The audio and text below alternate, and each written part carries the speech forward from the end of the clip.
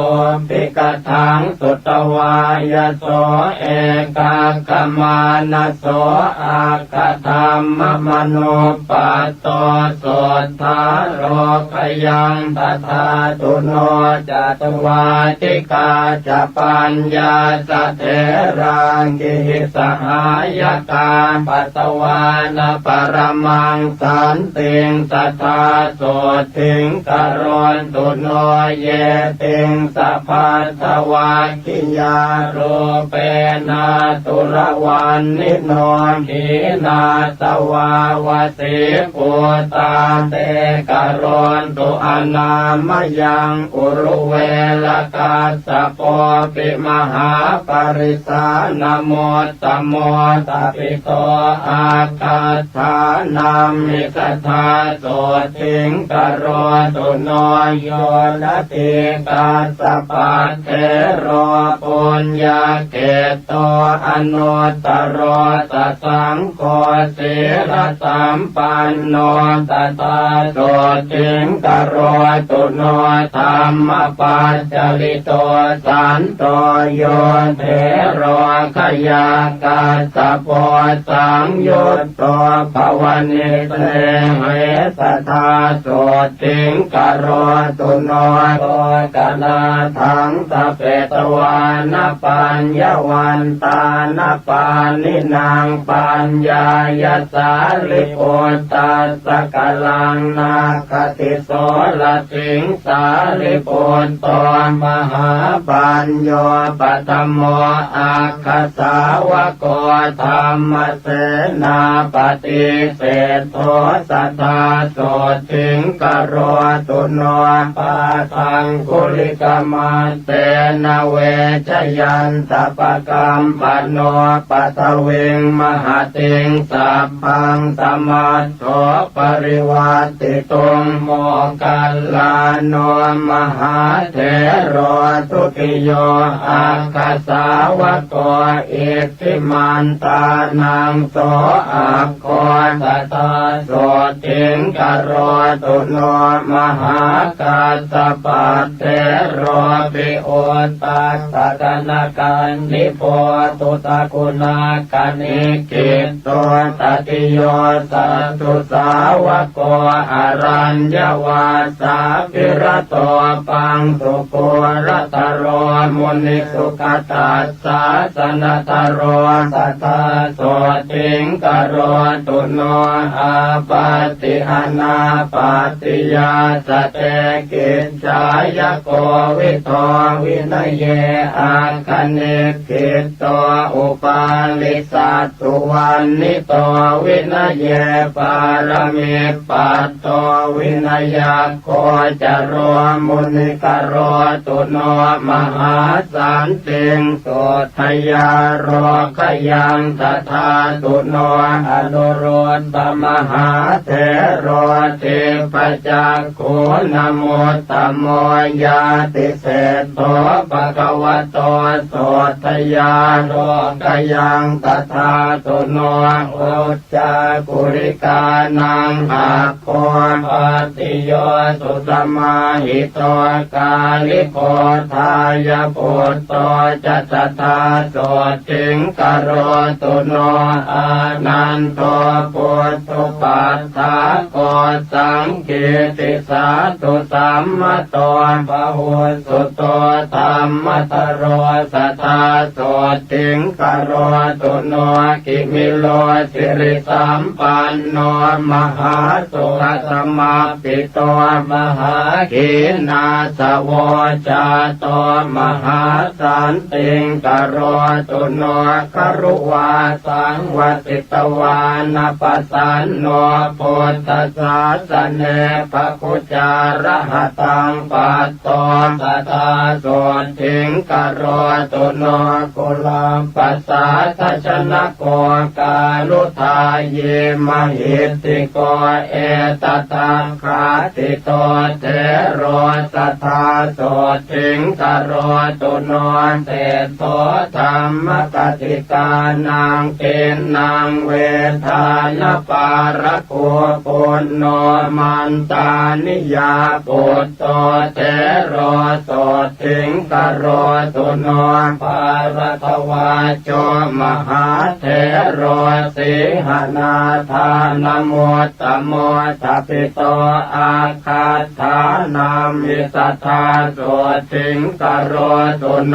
ตังเกตปาสิตมัจฉังเวทาเรนวิชานโกกัจจาโนภวนิสเนโหเทโรโสถิงกโรตุโนละกุณตปัตติโยเทโรมันจุสรานโมตโมทัพพิโตอาคาธานัมหิสัทธาโสถิงกโรตุโนอรณวิหารินังอาโคทากินายโยอนุตตรโรสุโพธิพุทธธรรมโนเตโรโสถิงกโรตุโนอรัญญวาสินังอาโคเรวโตคติรวนิโยวิเวกาภิรโตเทโรสัทธาโสถิงกโรตุโนยายีนังอุตตโมเทโรกังขาเรวตนามโกสมาธิญาณกุสโลสัทธาโสถิงกโรตุโนโสโนจักโกเลวิโสปิอารัตถวิริยานโมตโมปหิตัสโตสัทธาเทโรโสถิงภาสุงกโรตุโนกัลยาณวากรณานังโสโนกุติกันโนปิจอาโคติวันนิโตเทโรโสถิงภาสุงกโรตุโนลาภินโมตโมเทโรสิวลิกิสิวิสุตโตโสรโตปัจจยาทิมิสัทธาโสถิงกโรตุโนสัทธาทิโมตานังอาโควังกะลิอิตินามโกปาโมจปะหุโรเทโรสัทธาโสถิงกโรตุโนราหุโรพุทธพุทโตปิเขขากามานโมตโมทายาโทสัพพธรรมเมสุมหาสันติงกโรตุโนสัทธายาปาปจิตวานารัตถปาโลปรังกมิเอตทังเขติโตเยวสัทธาโสถิงกโรตุโนคนตถาโนมหาเถโรสลากังปัตมังคโตตติโตเยวทานามิสัทธาโสถิงกโรตุโนปฏิภาณวันตานัมปิอาโคติตุตวันนิโตวังกีโสอรหาเศธโธสัทธาโสถิงกโรตุโนสมันตปาสาธิกานังอาคาธานัมหิตาปิโตอุปเสโนวังคันตปุตโตสัทธาโสถิงกโรตุโนทัพโพมันลปุตโตเทโรเสนาสนปัญญาภโกทัพปิโตอาคาธานัมมิสัทธาโสถิงกโรตุโนปิลินทวันจะสมโนเทวตานังปิโยอาหุทัพปิโตอาคาธานัมมิโสทยาโรกยังตถาตุโนภาหิโยทารุกิริโยขิปปาภิญญานโมตโมกโรตุโนมหาสันติงอาโรคยัญจะชยังสัทธากุมารกัสสปะเทโรจิตตกถินโมตโมมิจาวิตากุปัจเจโตสัทธาโสถิงกโรตุโนปฏิสัมปิตาปัฏฐานังอากาสานัมหิตาปิโตโกติโตอรหาเศธโตสัทธาโสถิงกโรตุโนอัปปาภาโทมหาเถโร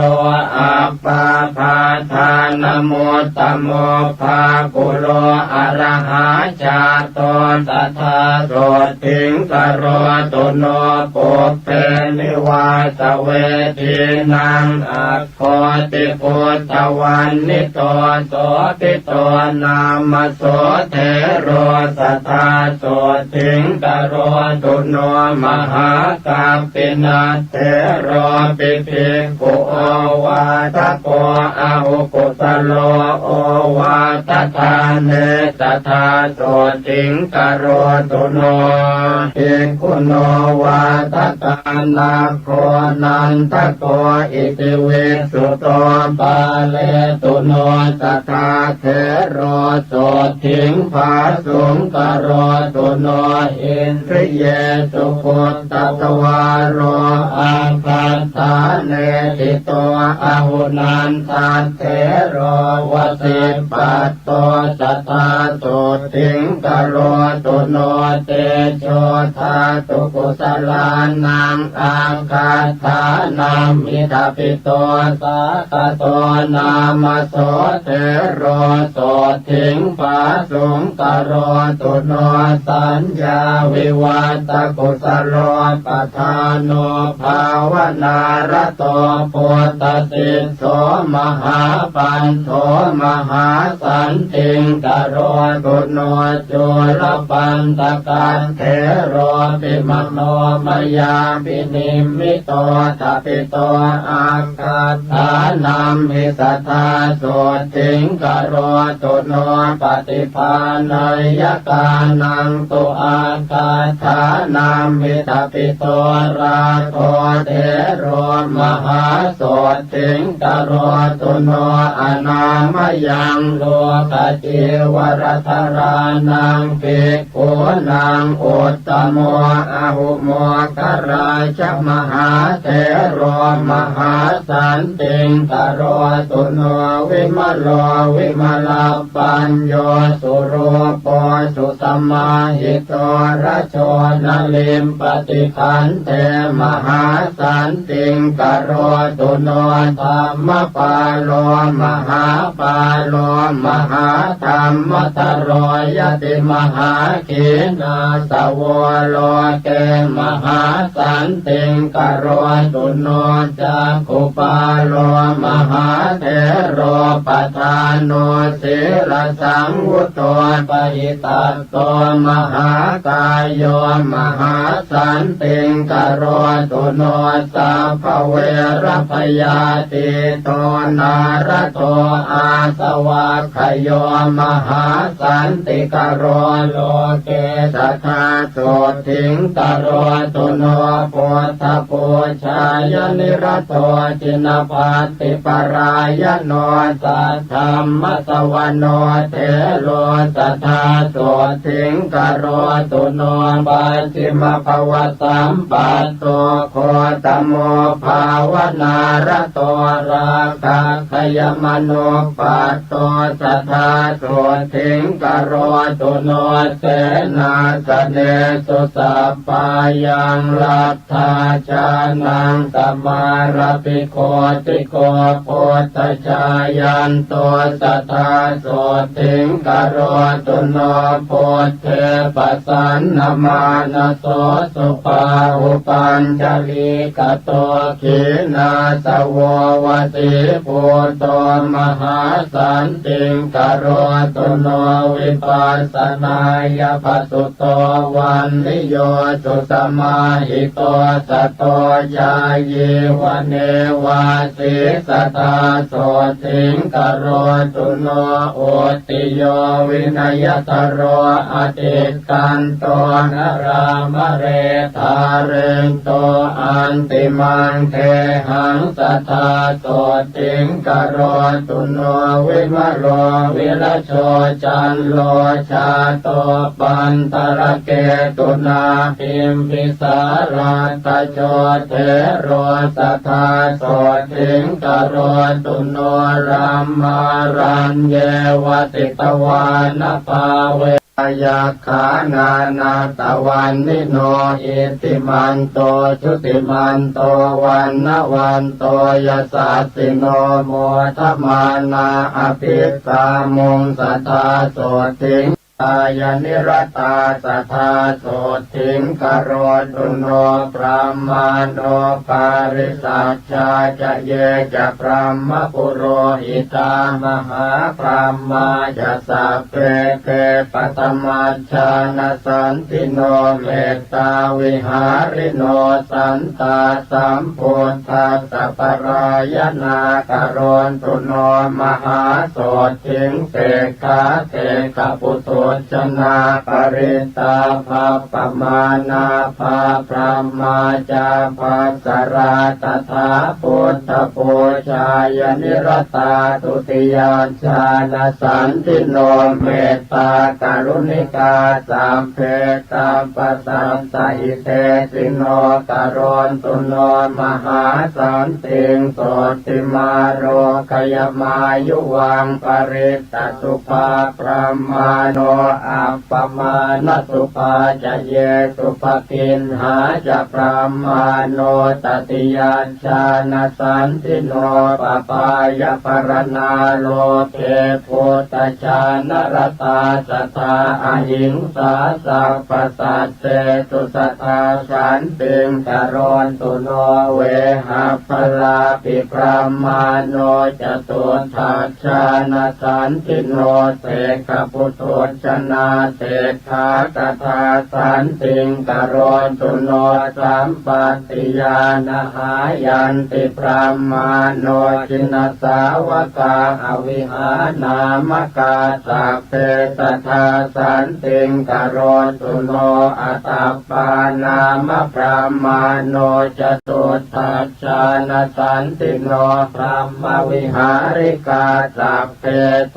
ทิงภาสุงกโรนตุโนสุทัสสานามพระมาโนติรูปาชานโพธิโน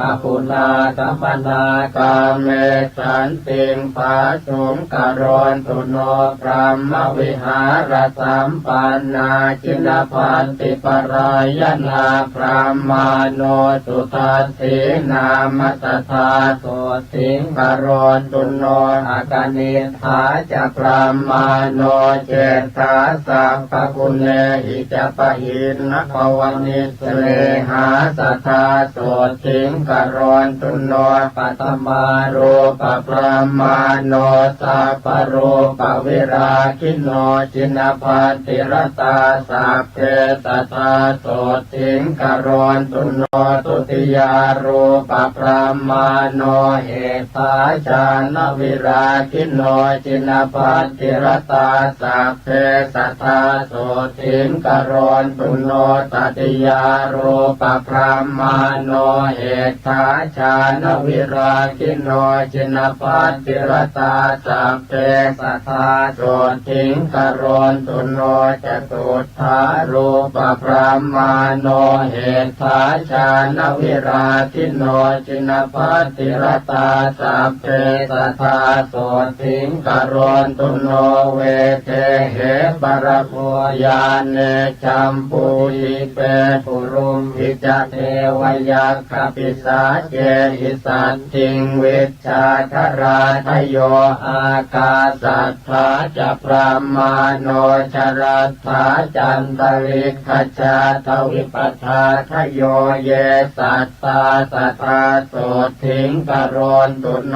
มารเสนวิกาตัสสตินาสตุปชายโนเตโชปะเลนะมหตาสัทธามังคลมัสสุโนนานาคุณวิจิตัสสะรูปกายาสัสสะตุโนสัพพเทวมนุสสานังมารพันธวิโมจิโนเมตตาภเลนะมหตาสัทธามังคลมัสสุโนสัพพัญญุตาธิกายาสัทธรรมกายาสัสสะตุโนจักขาทยโคจรัสสาภิโค จรัสเสวะภูริยาเตโจปะเลนะมหตาสัพพมังคลมัตตุโนรูปกายสัทธิสัสสนิมิตาสมเหสิโนธัมมัสสวะตุโนสักเกเทวานังสุขตาปฏิเตโชปะเลนะมหตาตถามังคลมัตตุโนสิกิตวามานุเสเทเวโมจยิตวาสเทวะเกสังขาเรปัจหันตัสสเนพุตตัสสมเหสิโนมหันเตนานุภาเวนัสสัพพมังคลมัตตุโนจตุราสีสิสหัสธรรมขันธัสสะเตชัสสานวังคัสสะสนัสสะปินวโรปุตตรัสสะจะสัพพปาปะปะวะเหนะสัพพมังคลมัตตุโนมหาโตริยสังฆาสปุญญาเขตัสสะตาทิโนปะหินะสัพพปาปัสสะสีราติขันธทาริโนมหาเตชานุภาเวนะสัพพมังคลมัตตุโนปาตาเลภูตลากาเสเทวยาคปิสัจกาวิชชาตราจคันทัพพานาคกุมพันธราคสาสัพเพสมานุภาเวนะสัพพมังคลมัตตุโนอิเจวะมุปปาตสันติงโยวัฏยสุนัยวาวิเชยสัพพปาปานิวุฒาตัญจะภวิสสติสุทิกามโอลเพสุ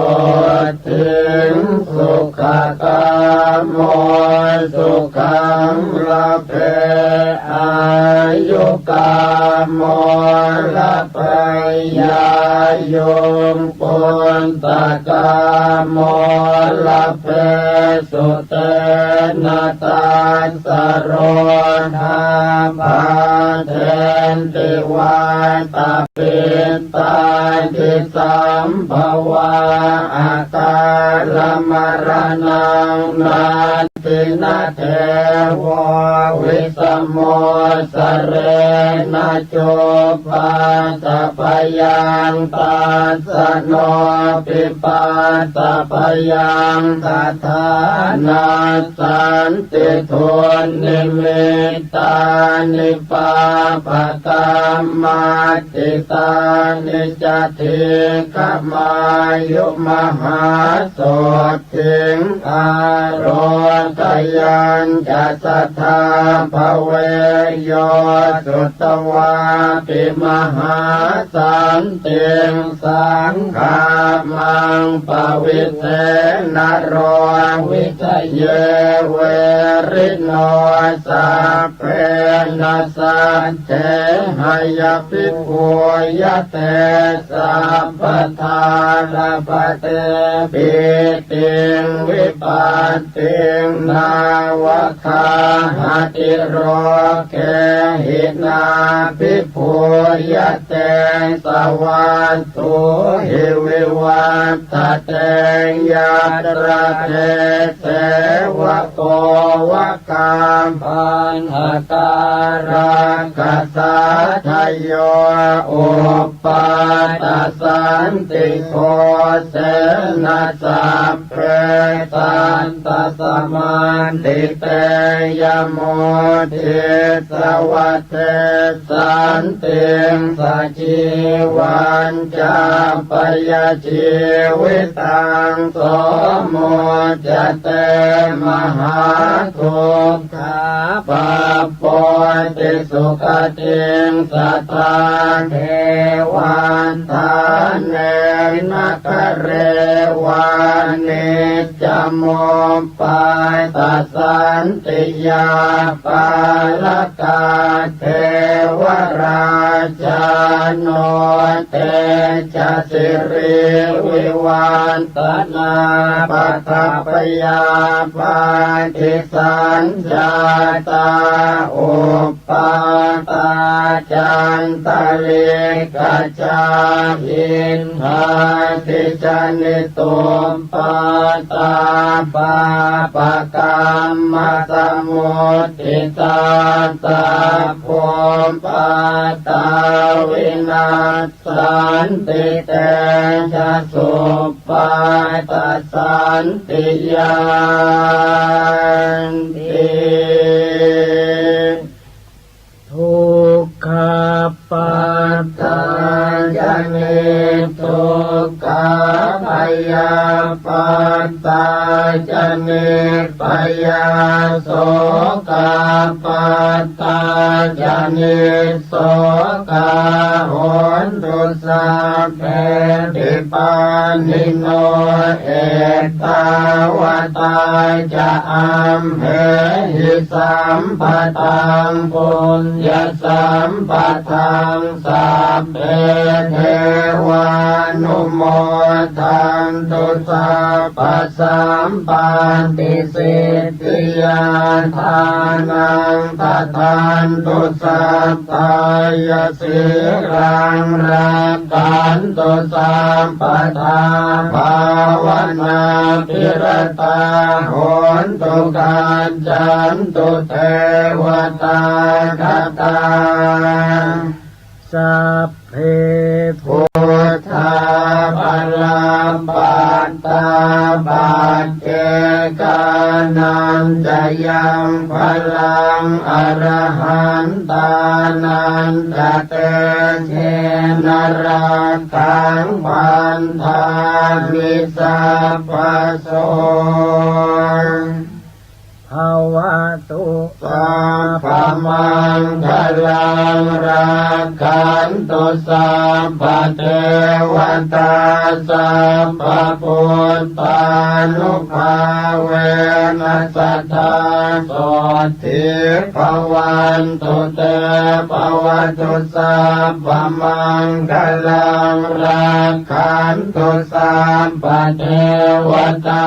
สัพพธรรมานุภาเวนัสสตาโสทิภวันตุเตภวตุสัพพมังคลังรักขันตุสัพพเทวตาสัพพสังฆานุภาเวนัสสตาโสทิภวันตุเตอานุภาพของอุปปาตสันติผู้ใดสวดหรือฟังอุปปาตสันติอันกล่าวแล้วด้วยประการฉนี้บุคคลนั้นจะพึงชนะจากสิ่งชั่วร้ายทั้งปวงจักเจริญด้วยคุณ5ประการคืออายุวรรณะสุขะพละและปฏิภาณความวิบัติย่อมไม่มาแผ่วพานย่อมได้รับความอิ่มใจในการทุกเมื่อยาพิษและศาสตราวุธย่อมไม่กล้ำกลายย่อมชนะข้าศึกทั้งมวลโรคาพยาธิย่อมไม่เบียดเบียนย่อมเจริญด้วยทรัพย์สินคารภัยจากมนุษย์อมนุษย์และสัตว์ร้ายน้อยใหญ่ย่อมสงบไปด้วยเสียงแห่งการสวดอุปาทสันติผู้ที่สวดอุปาทสันติแล้วอุทิศให้ผู้ที่ล่วงลับไปก็ดีที่ยังมีชีวิตอยู่ก็ดีจะช่วยให้เขาเหล่านั้นพ้นจากมหันตทุกข์ย่อมเข้าถึงสุขในการทุกเมื่อทวยเทพเทวดาทั้งหลายท้าวพระยามหากษัตริย์ทั้งหลายจักเป็นผู้เจริญด้วยเดชและสิริมงคลด้วยกฤตยานุภาพแห่งพระคาถาอุปปาตสันติเหตุร้ายอันเกิดจากภัยธรรมชาติมีแผ่นดินไหวและน้ำท่วมเป็นต้นเหตุร้ายอันเกิดจากฟากฟ้าเหตุร้ายอันเกิดจากสุริยุปราคาจันทรุปราคาเหตุร้ายอันเกิดจากบาปกรรมเหตุร้ายทั้งปวงจักพินาศไปด้วยเดชแห่งอุปปาตสันติ อ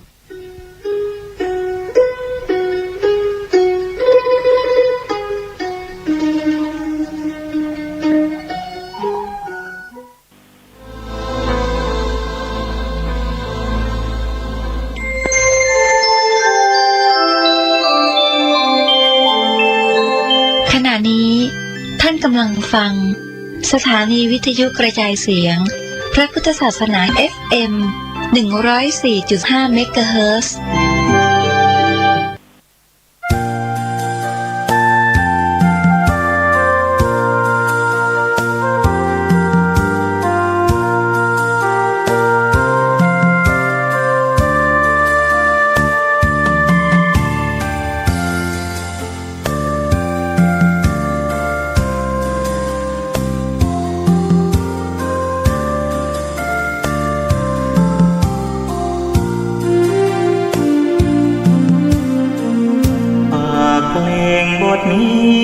คนอยู่หลังสิ้นเสียงบั้งไฟก้องดังช้างร้องบอกน้องและพี่ไม่เหลืออะไรร่างหมดไหม้กลายเป็นธุลีฝากไว้เพียงคุณความดีที่สร้างไว้เมื่อกายยังคง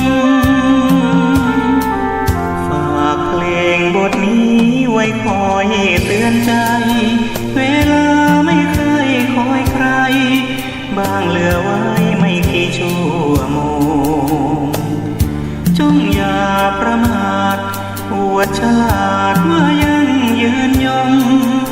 ปล่อยตัวมัวเมาลุ่มหลงไม่เห็นลมไม่หลั่งน้ำตารีบสร้างความดีเมื่อมีชีวิตโปรดอย่าได้คิดไม่มีชาติหน้าเวียนว่ายตายเกิดผลกรรมชั่วดีนำพาสร้างบุญเอาไว้เถิดนา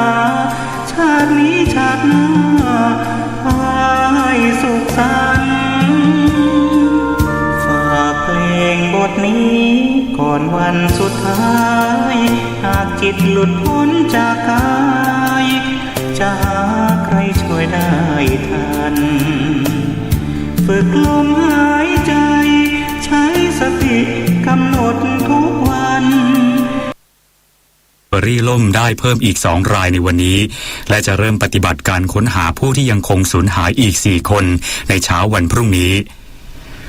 นายกรัฐมนตรีสั่งทุกหน่วยลงพื้นที่จังหวัดเลยเร่งช่วยเหลือประชาชนเหตุน้ำป่าไหลท่วมบ้านเรือนกำชับให้เร่งอพยพไปยังพื้นที่ปลอดภัยองค์การอนามัยโลกเตือนว่าการแพร่ระบาดของโรคโควิด -19 จะยืดเยื้อออกไปต่อไปเป็นรายละเอียดของข่าวปฏิบัติการค้นหาผู้ประสบเหตุเรือราชา 4ของบริษัทท่าเรือราชาเฟอร์รี่ล่มวันนี้เจ้าหน้าที่สามารถช่วยเหลือได้เพิ่มอีก2 รายหลังศูนย์บัญชาการเหตุการณ์ณสถานีสมุยระดมสรรพกำลังหน่วยงานเข้าให้ความช่วยเหลือล่าสุดพบตำแหน่งเรือล่มโดยวางทุ่นแสดงตำแหน่งเรือจมและยกเลิกภารกิจค้นหาในวันนี้เนื่องจากสภาพอากาศไม่อำนวยความคืบหน้าหลังเรือราชาเฟอร์รี่ 4ของบริษัทราชาเฟอร์รี่จำกัดซึ่งบรรทุกรถขยะขนาดใหญ่รถกระบะ4 ล้อ1 คันพร้อมลูกเรือ12 คนและผู้โดยสาร4 คนออกจากท่าเทียบเรือเกาะสมุยมุ่งหน้าอำเภอดอนสักจังหวัดสุราษฎร์ธานีล่มบริเวณเกาะ4เกาะ5ซึ่งห่างจากท่าเทียบเรือฝั่งอำเภอเกาะสมุยตั้งแต่เวลา 21:30 นาทีวันที่1 สิงหาคมเกิดล่มจากสภาพคลื่นลมแรงโดยกลางดึกที่ผ่านมาเจ้าหน้าที่สามารถช่วยลูกเรือและผู้โดยสารได้รวม9 คนก่อนยุติปฏิบัติการไปเมื่อ 1:15 นาทีและค้นหาต่อตั้งแต่เวลา 8 นาฬิกาวันนี้นั้นนายวิชวุฒิจินโตผู้ว่าราชการจังหวัดสุราษฎร์ธานีเปิดเผยว่าเจ้าหน้าที่ที่เกี่ยวข้องได้นำเรือตรวจการทางทะเลของตำรวจน้ำเกาะสมุยออกค้นหาผู้ที่ยังสูญหายจากเหตุเรือล่มร่วมกับหน่วยงานต่างๆโดยพบเพิ่ม2 รายคือนายพัชระทิพรัตน์และนายสุวิทย์นรเศรษฐ์วรชัยซึ่งลอยคอไปติดที่เกาะแตนทั้ง2ปลอดภัยดีและมีชาวบ้านช่วยเหลือดูแลเรื่องน้ำและอาหารก่อนเจ้าหน้าที่นำเรือเข้าไปรับส่งต่อไปยังโรงพยาบาลส่วนผู้ที่ยังสูญหายรายอื่นยังคงเดินหน้าค้นหาโดยได้ตั้งวอรูมที่ฐานทัพเรือสมุยเป็นจุดศูนย์กลางสั่งการส่วนอุปสรรคยังคงเป็นคลื่นลมในทะเลที่มีกำลังแรงนายอภิชาติชโยภาสกรรมการผู้จัดการบริษัทท่าเรือราชาเฟอร์รี่จำกัดมหาชนกล่าวแสดงความเสียใจกับเหตุการณ์ที่เกิดขึ้นและยังมีความหวังที่จะพบลูกเรือและผู้โดยสารส่วนที่เหลือ ยืนยันบริษัทจะดูแลทุกคนอย่างเต็มที่ หลังจากช่วยลูกเรือและผู้โดยสารทั้งหมดแล้วจะเร่งกู้เรือที่จมขึ้นมาตรวจสอบข้อเท็จจริงสาเหตุที่เกิดขึ้นล่าสุดเจ้าหน้าที่ยกเลิกภารกิจค้นหาในวันนี้เนื่องจากสภาพอากาศไม่อำนวยโดยสามารถช่วยเหลือมาได้ปลอดภัยจำนวน11คนเสียชีวิต1รายยังคงสูญหายอยู่ระหว่างค้นหาอีกจำนวน4รายซึ่งจะเริ่มดำเนินการค้นหาอีกครั้งในวันพรุ่งนี้เวลา 8 นาฬิกานายทศพล กฤตวงศ์วิมานเลขาธิการสำนักงานประกันสังคมกล่าวว่าจากเหตุการณ์นี้มอบหมายประกันสังคมสุราษฎร์ธานีเร่งช่วยเหลือลูกจ้างผู้ประกันตนซึ่งกลุ่มแรก9รายที่ได้รับบาดเจ็บเข้ารักษาที่โรงพยาบาลเกาะสมุยแพทย์รักษาและอนุญาตให้กลับบ้านแล้วในจำนวนนี้เป็นผู้ประกันตน7รายขณะที่นางธาราทิพย์ธนูทองประกันสังคมจังหวัดสุราษฎร์ธานีสาขาเกาะสมุยกล่าวว่าได้ติดตามสถานการณ์การค้นหาผู้สูญหายกลุ่มที่เหลืออย่างใกล้ชิดเพื่อเข้าช่วยเหลือดูแลทันทีนายปิยะหนูนินหัวหน้าอุทยานแห่งชาติหมู่เกาะอ่างทองเปิดเผยว่าได้ประกาศปิดการท่องเที่ยวในเขตอุทยานแห่งชาติหมู่เกาะอ่างทองเป็นการชั่วคราวตั้งแต่บัดนี้จนถึงวันที่5สิงหาคมนี้เพื่อความปลอดภัยต่อชีวิตและทรัพย์สินของนักท่องเที่ยวจากอันตรายที่อาจเกิดขึ้นหากมีการเปลี่ยนแปลงจะแจ้งให้ทราบอีกครั้งกองอำนวยการน้ำแห่งชาติเฝ้าระวังน้ำป่าไหลหลากและล้นตลิ่งเนื่องจากอิทธิพลพายุซินลากูและร่องความกดอากาศต่ำกองอำนวยการน้ำแห่งชาติสำนักงานทรัพยากรน้ำแห่งชาติได้ออกประกาศเฝ้าระวังน้ำป่าไหลหลากและล้นตลิ่งเนื่องจากอิทธิพลพายุซินลากูและร่องความกดอากาศต่ำหลังกรมอุตุนิยมวิทยาได้ประกาศพายุระดับ3บริเวณอ่าวตังเกียซึ่งเมื่อขึ้นฝั่งที่เมืองวินประเทศเวียดนามแล้วจะอ่อนกำลังลงเป็นพายุดิเพรสชันทำให้ประเทศไทยมีฝนเพิ่มขึ้นกับมีฝนตกหนักถึงหนักมากบางแห่งทั้งนี้กองอำนวยการน้ำแห่งชาติได้ประเมินปริมาณน้ำฝนคาดการณ์ของกรมอุตุนิยมวิทยาและสถาบันสารสนเทศทรัพยากรน้ำองค์การมหาชนรวมกับพื้นที่เสี่ยงน้ำหลากดินโคลนถล่มของกรมทรัพยากรธรณีและกรมทรัพยากรน้ำพบพื้นที่เฝ้าระวังเสี่ยงเกิดอุทกภัยคือน้ำป่าไหลหลากและดินถล่มบริเวณพื้นที่ลาดเชิงเขาพื้นที่ลุ่มต่ำริมทางน้ำไหลผ่านที่มีสิ่งกีดขวางทางน้ำเป็นอุปสรรคต่อการระบายน้ำบริเวณจังหวัดเชียงใหม่เชียงรายพะเยาน่านแพร่ลำปางพิษณุโลกอุตรดิตถ์เพชรบูรณ์เลยชัยภูมิต่อการระบายน้ำคายอุบลราชธานีกาญจนบุรีระยองจันทบุรีตราดระนองชุมพรพังงากระบี่และนครศรีธรรมราชน้ำไหลหลากล้นตลิ่งบริเวณแม่น้ำน่านบริเวณอำเภอสันติสุขและอำเภอเวียงสาจังหวัดน่านลำน้ำเขกบริเวณอำเภอวังทองจังหวัดพิษณุโลกลำน้ำลำพะเนียงอำเภอนากลางอำเภอเมืองอำเภอโนนสังอำเภอศรีบุญเรืองจังหวัดหนองบัวลำพูลำน้ำห้วยบริเวณอำเภอวังสะพุงจังหวัดเลยลำน้ำเลยบริเวณอำเภอวังสะพุงอำเภอเมืองจังหวัดเลยและลำน้ำสวยบริเวณอำเภอเมืองจังหวัดเลยทั้งนี้เพื่อเป็นการเตรียมความพร้อมรับมือในพื้นที่เสี่ยงอุทกภัยจึงขอให้หน่วยงานที่เกี่ยวข้องติดตามสภาพอากาศและสภาพน้ำอย่างต่อเนื่องพร้อมเตรียมความพร้อมบุคลากรเครื่องจักรเครื่องมือป้องกันช่วยเหลือรวมถึงประกาศแจ้งเตือนประชาชนในพื้นที่ราบลุ่มต่ำริมลำน้ำและที่ลาดชันเชิงเขาที่คาดว่าจะได้รับผลกระทบด้านนายชยพลทิติศักดิ์อธิบดีกรมป้องกันและบรรเทาสาธารณภัยเปิดเผยว่ากองอำนวยการป้องกันและบรรเทาสาธารณภัยกลางโดยกรมป้องกันและบรรเทาสาธารณภัยได้ติดตามสภาพอากาศระยะนี้พร้อมประสาน67จังหวัดทั้งในพื้นที่ภาคเหนือภาคตะวันออกเฉียงเหนือภาคกลางภาคตะวันออกและภาคใต้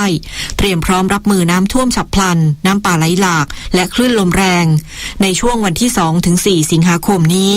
แยกเป็นสถานการณ์น้ำท่วมฉับพลันและน้ำป่าไหลหลากในภาคเหนือ17จังหวัดภาคตะวันออกเฉียงเหนือ20จังหวัดภาคกลาง10จังหวัดภาคตะวันออก7จังหวัดส่วนสถานการณ์คลื่นลมแรงในภาคตะวันออก4จังหวัดได้แก่ชลบุรีระยองจันทบุรีและตราดภาคกลาง2จังหวัดได้แก่ประจวบคีรีขันธ์และเพชรบุรีภาคใต้8จังหวัดได้แก่ชุมพรสุราษฎร์ธานีระนองพังงาภูเก็ตกระบี่ตรังและสตูลรวมถึงสั่งการศูนย์ป้องกันและบรรเทาสาธารณภัยเขตในพื้นที่เสี่ยงภัยเตรียมพร้อมรับมือสถานการณ์ภัยในช่วงเวลาดังกล่าวโดยจัดเจ้าหน้าที่ติดตามสถานการณ์จัดชุดเคลื่อนที่เร็วพร้อมเผชิญเหตุช่วยเหลือผู้ประสบภัยรวมถึงแจ้งเตือนประชาชนการประสานหน่วยงานที่เกี่ยวข้องเข้มงวดมาตรการความปลอดภัยทางทะเล ทั้งนี้ประชาชนที่ได้รับความเดือดร้อนสามารถติดต่อได้ทางสายด่วนนิรภัย1784ตลอด24ชั่วโมงนายกรัฐมนตรีสั่งทุกหน่วยลงพื้นที่จังหวัดเลยเร่งช่วยเหลือประชาชนเหตุน้ำป่าไหลท่วมบ้านเรือนกำชับให้เร่งอพยพไปยังพื้นที่ปลอดภัยนางสาวไตรสุรีไตรสรณกุลรองโฆษกประจำสำนักนายกรัฐมนตรีเปิดเผยว่าพลเอกประยุทธ์จันทร์โอชานายกรัฐมนตรีและรัฐมนตรีว่าการกระทรวงกลาโหมมีความเป็นห่วงถึงสถานการณ์น้ำป่าไหลหลากเข้าท่วมบ้านเรือนประชาชนในพื้นที่อำเภอเมืองอำเภอเชียงคานและอำเภอปากชมจังหวัดเลยโดยได้สั่งการไปยังผู้ว่าราชการจังหวัดเลยหน่วยทหารในพื้นที่และเจ้าหน้าที่ที่เกี่ยวข้องระดมกำลังลงพื้นที่เร่งให้ความช่วยเหลือประชาชนในพื้นที่ประกอบด้วยอำเภอเมืองตำบลน้ำสวยรวม7หมู่บ้านอำเภอเชียงคานจำนวน2ตำบลได้แก่ตำบลเขาแก้วรวม2หมู่บ้านและตำบลธาตุรวม9หมู่บ้านและอำเภอปากชมจำนวน3ตำบลแก่ตำบลเชียงกรมตำบลห้วยบ่อซืนและตำบลชมเจริญซึ่งเป็นพื้นที่ได้รับผลกระทบจากฝนที่ตกหนักตลอดคืนทำให้เกิดน้ำป่าไหลหลากทะลักเข้าท่วมถนนและบ้านเรือนของประชาชนเมื่อคืนที่ผ่านมาโดยนายกรัฐมนตรีกำชับให้ช่วยเหลือบรรเทาความเดือดร้อนของประชาชนในเบื้องต้นรวมทั้งให้เร่งสำรวจความเสียหายอย่าปล่อยให้ชาวบ้านเดือดร้อนเกิดความเสียหายต่อชีวิตและทรัพย์สินตลอดจนสัตว์เลี้ยงพร้อมกับให้เคลื่อนย้ายชาวบ้านและสัตว์เลี้ยงไปอยู่ในที่ปลอดภัยจัดหาอาหารน้ำดื่มน้ำใช้ให้กับประชาชนอย่างเพียงพอขอให้ปฏิบัติงานด้วยความระมัดระวังคำนึงถึงความปลอดภัยในชีวิตเป็นสำคัญและย้ำเตือนให้ประชาชนติดตามข่าวสารรวมถึงการแจ้งเตือนจากส่วนราชการอย่างใกล้ชิดอภิสิทธิ์จันเต็มรายงานคืบหน้าเหตุน้ำป่าไหลหลากเข้าท่วมหลายพื้นที่ในจังหวัดเลยเจ้าหน้าที่เร่งช่วยเหลือผู้ได้รับผลกระทบนายประมวลลาภจิตหัวหน้าสำนักงานป้องกันและบรรเทาสาธารณภัยจังหวัดเลยเปิดเผยว่าสถานการณ์ล่าสุดหลังเกิดเหตุน้ำป่าไหลหลากเข้าท่วมหลายพื้นที่ในจังหวัดเลยจนกระทั่งได้รับความเสียหายอย่างหนักเมื่อช่วงเช้าที่ผ่านมานั้นขณะนี้สถานการณ์ได้กลับเข้าสู่ภาวะปกติแล้วโดยจุดที่ได้รับผลกระทบอย่างหนักคือที่ตำบลน้ำสวยหมู่ที่1และหมู่ที่9อำเภอเมืองเลยเบื้องต้นมีผู้ได้รับผลกระทบกว่า300หลังคาเรือนขณะที่อำเภอปากชมบริเวณตำบลเชียงกลมและตำบลห้วยบ่อซืนพบบ้านเรือนเสียหายกว่า100หลังคาเรือนส่วนที่อำเภอเชียงคานบริเวณตำบลเขาแก้วและตำบลธาตุเสียหายรวมกว่า30หลังคาเรือนโดยเบื้องต้นทางจังหวัดเลยได้ทำการบูรณาการหลายหน่วยงานเข้าให้ความช่วยเหลือชาวบ้านในพื้นที่นำโดยนายปัญญาวงศรีแก้วรองผู้ว่าราชการจังหวัดเลยกองกำลังมณฑลทหารบกที่28และนพค23สำนักงานป้องกันและบรรเทาสาธารณภัยจังหวัดเลยในอำเภอเมืองเลยเทศบาลและองค์การบริหารส่วนตำบลในพื้นที่จิตอาสากู้ชีพกู้ภัยและภาคส่วนเอกชนจนกระทั่งสถานการณ์น้ำกลับเข้าสู่สภาวะปกติเมื่อช่วงเวลาประมาณ 15 นาฬิกาที่ผ่านมาสำหรับสาเหตุของน้ำป่าไหลหลากในครั้งนี้เกิดจากปริมาณน้ำฝนที่ตกหนักตลอดทั้งวันตั้งแต่ช่วงบ่ายของวันที่1สิงหาคมต่อเนื่องจนกระทั่งถึงช่วงเช้าวันนี้ทำให้แม่น้ำลายอำเภอนาด้วงล้นเข้าท่วมหลายพื้นที่ในบริเวณใกล้เคียงจนกระทั่งได้รับความเสียหายอย่างหนักศาสตร์ว่องการดีทีมข่าวสวทเลยรายงานที่จังหวัดน่านหน่วยงานที่เกี่ยวข้องเร่งช่วยเหลือประชาชนในพื้นที่ฝนตกหนักน้ำป่าไหลหลากและสะพานเข้าหมู่บ้านขาดที่อำเภอนาน้อยและอำเภอเวียงสานายสำลิดสวามิภักดิ์รองผู้ว่าราชการจังหวัดน่านพร้อมด้วยหัวหน้าสำนักงานป้องกันและบรรเทาสาธารณภัยจังหวัดน่านปกครองอำเภอนาน้อยและหน่วยงานที่เกี่ยวข้องในพื้นที่ได้ร่วมตรวจสอบสะพานขาดที่บ้านห้วยเหลาหมู่7ตำบลเชียงของอำเภอนาน้อยที่เกิดจากฝนตกหนักติดต่อกันหลายชั่วโมงเกิดน้ำป่าไหลหลากพัดสะพานพังเสียหายไม่สามารถสัญจรไปมาได้โดยรองผู้ว่าราชการจังหวัดน่านได้สั่งการให้หน่วยงานที่เกี่ยวข้องเร่งสำรวจความเสียหายเพิ่มเติมเพื่อดำเนินการช่วยเหลือประชาชนในพื้นที่ขณะที่สะพานบ้านสาลี่วนาไพรตำบลน้ำมวบอำเภอเวียงสาถูกกระแสน้ำพัดพังเสียหายทำให้ชาวบ้านวนาไพรไม่สามารถสัญจรไปมาได้เช่นกันขณะนี้หน่วยงานที่เกี่ยวข้องกำลังเร่งดำเนินการแก้ไขท่ามกลางฝนที่ตกลงมาอย่างต่อเนื่องสรวิชัยคำสวทน่านรายงานที่จังหวัดลำปางศูนย์บัญชาการเหตุการณ์ป้องกันและแก้ไขปัญหาอุทกภัยและดินถล่มจังหวัดลำปางรายงานว่าในพื้นที่มีน้ำไหลหลากท่วมพื้นที่เกษตร และเส้นทางการสัญจรซึ่งขณะนี้อยู่ระหว่างสำรวจความเสียหายได้แก่พื้นที่อำเภอวังเหนือตำบลทุ่งหัวหมู่5บ้านผาแดงหมู่12บ้านทุ่งวังทองตำบลวังทองหมู่3บ้านป่งถ้ำตำบลวังเหนือหมู่7บ้านแม่เหี่ยวพื้นที่อำเภอแจ้ห่มตำบลปงดอนหมู่4บ้านเปียงใจหมู่8บ้านเขาสูตำบลทุ่งพึ่งหมู่5บ้านแม่ช่อฟ้าพื้นที่อำเภอเมืองปานตำบลหัวเมืองหมู่6บ้านทุ่งยางขณะที่ทางด้านศูนย์บรรเทาสาธารณภัยมณฑลบกที่32เตรียมลงพื้นที่ให้การช่วยเหลือประชาชนจากที่เกิดพายุฝนตกหนักยาวนานในพื้นที่จังหวัดลำปางดังกล่าวที่จังหวัดระนองผู้สื่อข่าวรายงานว่าพายุฝนได้พัดกระหน่ำสร้างความเสียหายหลายพื้นที่โดยเฉพาะบริเวณหัวท่าบ้านบางกล้วยอำเภอสุขสำราญมีบ้านเรือนเสีย